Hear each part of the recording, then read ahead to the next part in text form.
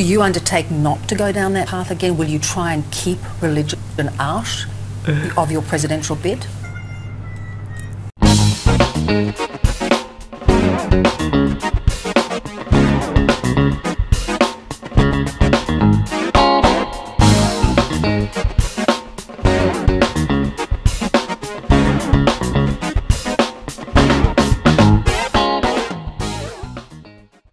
Nah, siapa yang gak kaget ya? Ternyata Anies Baswedan itu terkenal loh di negara tetangga Australia.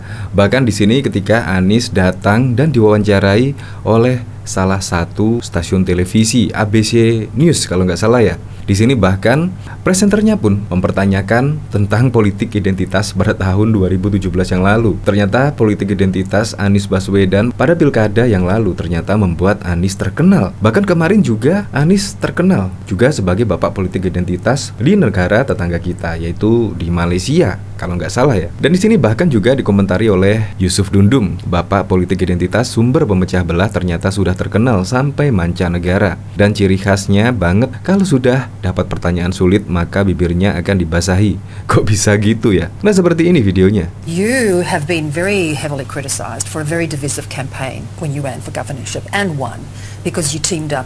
You played the religion card, and it's kind of haunted you ever since. Do you regret it? Give you one example. If the candidates were different in terms of gender, one male and one female, then gender issue will dominate the conversation. It can be the divisive factors. But you could have played the... Seharusnya kan bisa ya, Anies kan sebagai kandidat pada saat itu menyuruh pendukung-pendukungnya untuk menyetop politik identitas. Karena politik identitas itu justru memecah belah. Seharusnya visi misinya seperti apa, program-programnya seperti apa. Seharusnya kan adu program, adu gagasan, adu visi misi, bukan malah memecah belah, yaitu menggunakan politik identitas. Seharusnya Anies bisa lah, yaitu menyuruh pendukung-pendukungnya untuk tidak memakai politik yang bisa memecah belah warganya sendiri.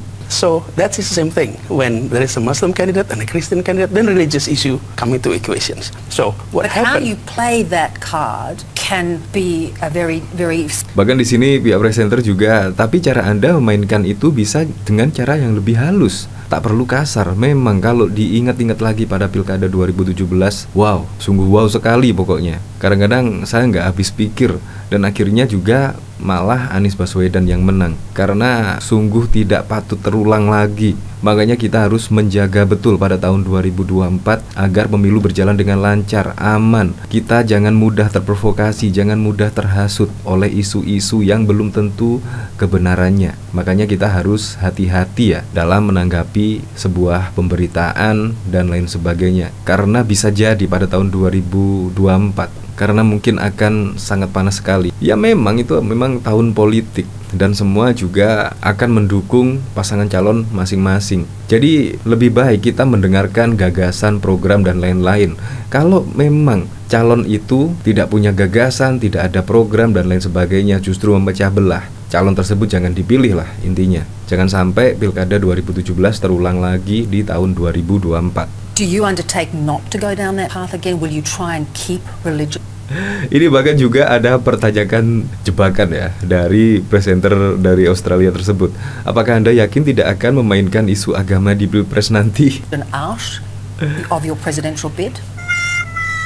Seolah-olah bingung sih. Dari sini saya jadi penasaran ya, kira-kira komentar-komentar para netizen bagaimana ya? Jare mbahku andeng-andeng ngisor lambehiku wonge akeh omong lamis kedabrus. Kok nanya gitu sih mbaknya ya? Lebih tajam dari Najwa. Sialan, ternyata mbak ini nggak bisa dikadalin. Mengira bisa meraih popularitas WNI di Aussie dengan membeli acara wawancara TV, namun blunder lagi yang didapat. Wah, rugi bandar nih Nasdem. Yang saya heran lagi, pengakuan mengejutkan ya dari Najwa Shihab. Ternyata selama ini Anies Baswedan itu sering kali diundang oleh Najwa Shihab di acaranya Mata Najwa. Tetapi Anies ternyata tidak pernah hadir. Padahal juga itu topik-topik yang hangat. Seharusnya kalau Anies diundang seharusnya hadir dan bisa meluruskan berita-berita yang miring atau berita-berita yang tidak benar keberadaannya. Tetapi Anies menolak dan tidak datang. Tetapi malah mendatangi di acara TV ini. Dan pertanyaannya pun malah lebih pedas dari Najwa Shihab. Bahasa Inggrisnya lancar Pak Anies, beda sama Mukidi. Iya, cocok banget jadi guru bahasa Inggris. Mantul pertanyaannya Mbak. Dia bilang ketika ada kandidat Muslim dan Kristen lalu muncul isu agama, padahal dia yang mainin isu tersebut. Orang Australia aja tahu, dikiranya semua kayak pengikutnya dongok yang bisa dibeli kewarasannya Wan Ngibul. Ya, jadi seperti itulah. Semoga sajalah pada tahun 2024 tidak terjadi lagi lah politik-politik yang memakai isu-isu agama, suku, ras, dan golongan. Semoga saja 2024 besok pemilunya aman, damai, dan tidak mudah terhasut lah oleh berita-berita yang belum tentu kebenarannya. Untuk lengkapnya simak berita berikut ini, Good News Indonesia. Anies Baswedan dalam kunjungan ke Australia pada Senin 6 Maret 2023 telah bertemu dengan Menteri Luar Negeri Penny Wong dan Gubernur Reserve Bank Philip Lowe. Anies juga diwawancarai oleh media Australia, ABC News. Menurut keterangan media tersebut, saat petahana Presiden Republik Indonesia Joko Widodo mencapai batas masa jabatan presiden pada Februari 2024, Anies mendapatkan dukungan di dalam negeri. Ia mendapat dukungan dari 3 partai politik, termasuk Partai Demokrat dan Partai Keadilan Sejahtera, Islam dan Konservatif. Berbicara dengan Beverly O'Connor di ABC News, The Word, mantan gubernur ibu kota Jakarta itu menepis kontroversi dan menguraikan visinya untuk masa depan Indonesia. Kami saling membutuhkan dan kami adalah tetangga terdekat, katanya tentang Australia. Tantangan utama yang dihadapi Australia dan Indonesia adalah perubahan iklim dan stabilitas regional di tengah meningkatnya pengaruh Cina di Asia Tenggara, katanya. Perubahan iklim adalah masalah yang harus kita atasi bersama, ujar Anies. Dan juga keseimbangan dalam hal stabilitas di kawasan.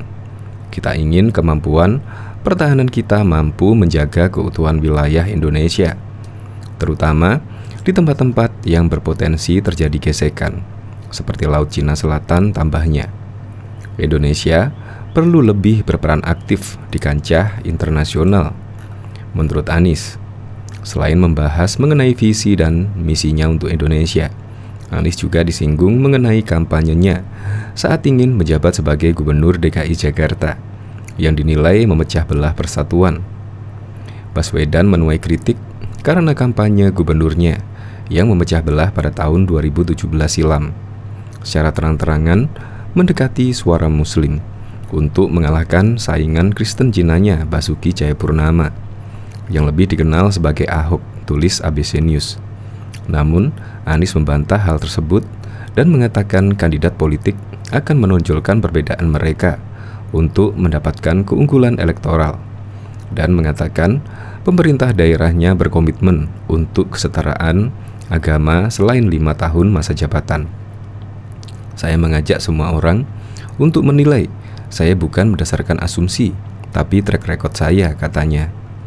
Dia mengatakan dukungan dari berbagai partai politik tidak mengikatnya pada pandangan mereka, dan mengatakan dia akan didorong oleh 4 prinsip utama, yakni kesetaraan, kepentingan umum, kewajaran, aturan, dan peraturan. Mantan Menteri Pendidikan itu juga mengatakan prioritas utamanya adalah meningkatkan pertumbuhan ekonomi, kualitas layanan kesehatan bagi 270 juta penduduk Indonesia, dan akses pendidikan yang tepat di seluruh Nusantara, sehingga orang tua tidak perlu menyekolahkan anak-anak mereka ke kota-kota besar di Jawa untuk pendidikan yang berkualitas, ucap Anies Baswedan. Selain itu, ABC juga menyinggung mengenai pengesahan undang-undang yang melarang penghinaan terhadap presiden, yang memicu kekhawatiran publik tentang kebebasan berbicara.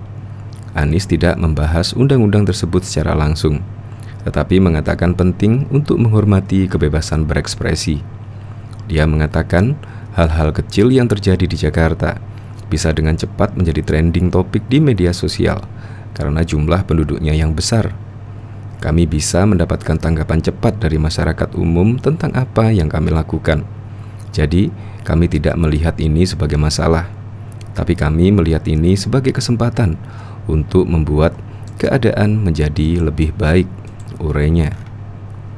Bisa saja keluar dalam bentuk kritik, tapi bagi kami, dalam demokrasi, kritik itu biasa dan harus dihormati, dan nyatanya kami diuntungkan dari itu. Anies juga ditanya tentang penanganan pemerintah terhadap COVID-19 yang dikritik setelah lonjakan kasus dan kematian akibat varian Delta pada pertengahan 2021.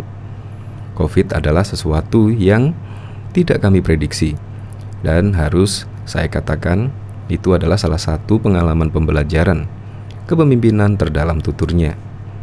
Dia mengatakan transparansi dan kepercayaan pada pemerintah sangat penting, tetapi Kementerian Kesehatan Republik Indonesia tidak selalu menjadikan ini sebagai prioritas. Anies Baswedan mengatakan pemerintah Jakarta melihat lonjakan besar dalam jumlah layanan pemakaman setiap bulan dan 2 kali lipat tagihan medis untuk kasus pneumonia. Dia mengatakan pemerintahnya memutuskan untuk membuat kebijakan sendiri untuk melindungi warga Jakarta pada tahun 2020 dan mengatakan setahun kemudian kebijakannya dan kebijakan pemerintah pusat selaras. Kami mungkin tidak populer, tapi saya memberitahu tim kami, jangan khawatir tentang apa yang orang tulis tentang kami hari ini, apa yang dikatakan media sosial tentang kami. Mari khawatir tentang apa yang akan ditulis sejarawan tentang kami di masa depan, karena itulah yang sangat penting. Bahkan diketahui, Anies Baswedan akan berlaga sebagai salah satu calon presiden Indonesia dan berharap bisa terpilih. Dalam beberapa hari belakangan, Anies mengunjungi Australia dan bertemu dengan Menteri Luar Negeri Penny Wong dan Gubernur Reserve Bank atau Bank Sentral Australia, Philip. Saat petahana Presiden Joko Widodo selesai jabatan presidennya pada Februari 2024, Anies sudah mendapatkan dukungan dari dalam negeri, yaitu Partai Demokrat, Partai Nasdem, dan juga Partai PKS. Berbicara dengan Beverly, program televisi ABC, The World, mantan Gubernur DKI Jakarta itu menepis kontroversi dan menguraikan visinya untuk masa depan Indonesia. Kita saling membutuhkan dan kita adalah tetangga terdekat, kata Anies tentang Australia. Menurut Anies, tantangan utama yang dihadapi Australia dan juga Indonesia adalah perubahan iklim dan stabilitas regional di tengah meningkatnya pengaruh Cina di Asia Tenggara. Perubahan iklim adalah masalah yang harus kita atasi bersama, dan juga keseimbangan dalam hal stabilitas di kawasan. Awal pekan, Anies juga tampil dalam kuliah umum yang merefleksikan pertanyaan Get Democracy Deliver di Australia National University. Ia lebih belak-belakan tentang penguatan kapabilitas pertahanan Indonesia dalam menghadapi masalah keamanan. Di program The World, ia mengatakan Indonesia perlu lebih berperan aktif di kancah internasional. Kami tentu saja perlu sedikit tegas dan juga lebih aktif.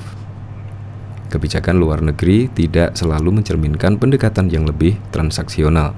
Artinya, bukan hanya tentang berapa banyak uang yang diberikan negara asing kepada kita, ujarnya menjawab sejumlah proyek strategis di Indonesia yang didanai oleh Cina. Ini bukan hanya tentang perdagangan, tetapi tentang kontribusi kita dalam menjaga perdamaian dan stabilitas di kawasan dan di dunia, seluruh dunia. Ia mengatakan ingin juga ada hubungan yang lebih erat antara Indonesia dan Australia. Kami ingin melihat lebih banyak keterlibatan bisnis antara Indonesia dan Australia. Kami perlu masuk dalam 10 besar mitra bisnis Australia, katanya. Anies menuai kritik karena kampanye gubernur di DKI pada tahun 2017 silam yang dianggap memecah belah dengan terang-terangan mendekati suara Muslim untuk mengalahkan saingannya, Basuki Cahayapurnama atau Ahok. Ketika ada calon Muslim dan calon Kristen, maka isu agama naik ke permukaan, katanya kepada The World. Dia juga mengatakan para kandidat akan menonjolkan perbedaan mereka untuk mendapatkan keunggulan elektoral. Namun mengatakan saat ini ia memimpin pemerintahannya berkomitmen pada kesejahteraan agama selama 5 tahun masa jabatannya. Ditanya soal apakah Anies akan kemudian mendengar aspirasi Partai Keadilan Islam PKS yang mendukungnya, ia mengatakan dukungan dari berbagai partai politik tidak serta-merta membuat ia terikat dengan cara pandang partai. Ia mengatakan lebih mengedepankan 4 prinsip utama, yakni kesetaraan, kepentingan umum, akal sehat, dan hukum serta peraturan. Anies yang juga pernah jadi Kementerian Pendidikan mengatakan prioritas utamanya adalah meningkatkan pertumbuhan ekonomi, kualitas layanan kesehatan bagi 270 juta penduduk Indonesia, sehingga orang tua tidak perlu menyekolahkan anak-anak mereka ke kota-kota besar di Jawa untuk pendidikan yang berkualitas. Anies sudah berkomitmen meneruskan rencana pemerintah pusat untuk memindahkan ibu kota Indonesia ke Kalimantan Timur, meski proyek tersebut menghadapi penundaan yang lama serta masalah pendanaan dan juga lingkungan. Masalah lain yang dihadapi Indonesia adalah pengesahan undang-undang yang melarang penghinaan terhadap presiden, yang memicu kekhawatiran publik tentang kebebasan berbicara. Anies tidak membahas undang-undang tersebut secara langsung, tetapi mengatakan dalam kuliah umumnya di ANU bahwa penting untuk menghormati kebebasan berekspresi. Dia mengatakan hal-hal kecil yang terjadi di Jakarta bisa dengan cepat menjadi trending topik. Kami bisa mendapatkan tanggapan yang cepat dari masyarakat tentang apa yang dilakukan. Jadi kami tidak melihat ini sebagai masalah, tapi kami sebagai kesempatan untuk membuat keadaan menjadi lebih baik, ujarnya. Anies juga ditanya tentang bagaimana pemerintah Indonesia menangani COVID-19 yang menuai kritik setelah lonjakan kasus dan juga kematian akibat varian Delta pada pertengahan 2021 lalu.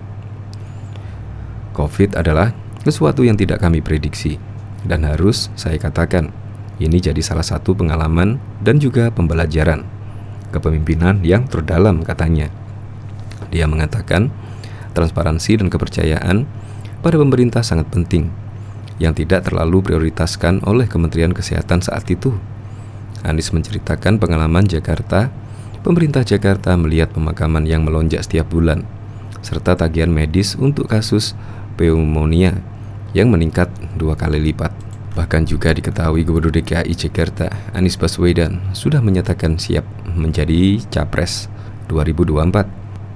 Direktur Eksekutif Lembaga Pemilih Indonesia LIPI, Boni Hergen, mengatakan Anies merupakan tokoh yang potensial maju sebagai Capres. Namun, dia juga menggarisbawahi bahwa Anies merupakan tokoh yang dihasilkan dari politik identitas. Kami melihat gerakan politik identitas yang berbasis pada paham populis sayap kanan. Itu satu ancaman yang serius terhadap keberlanjutan dan ketahanan Pancasila sebagai dasar negara, ujar Boni di Jakarta pada Sabtu 17 September 2022. Nah, yang menarik, sejak tahun 2017, dinamika politik identitas terus menguat sampai hari ini, dan Pak Anies Baswedan salah satu tokoh yang dihasilkan secara sempurna oleh gerukan populis sayap kanan, sambungnya. Boni mengatakan apabila Anies maju sebagai capres, maka politik identitas semakin menguat pada pemilu 2024. Hal tersebut pun dinilainya akan membuat kondisi semakin sulit. Maka kami punya keresahan seandainya Pak Anies Baswedan memperoleh kendaraan politik yang masuk ke gelanggang Pilpres. Indonesia ke depan akan mengalami dinamika yang lebih rumit karena politik identitas akan menjadi strategi mainstream di dalam pemilu 2024. Lebih lanjut, Boni menyebut politik identitas merupakan ancaman, bahkan kata dia, Anies juga dekat dengan kelompok garis keras. Ini ancaman tidak hanya bicara soal hari ini, tetapi masa depan Indonesia. Kami dengan segala hormat kepada Anies, beliau adalah seorang yang punya integritas, cerdas, smart, dan mungkin punya semangat nasionalisme. Tetapi terlalu mesra dengan kelompok garis keras, kata dia. Nah, kemesraan ini yang sejauh ini belum bisa dipertanggungjawabkan oleh Pak Anies, sehingga kami menilai majunya Pak Anies di Pilpres 2024 sebagai suatu potensi persoalan bagi demokrasi dan juga ideologi negara ke depan. Lanjutnya,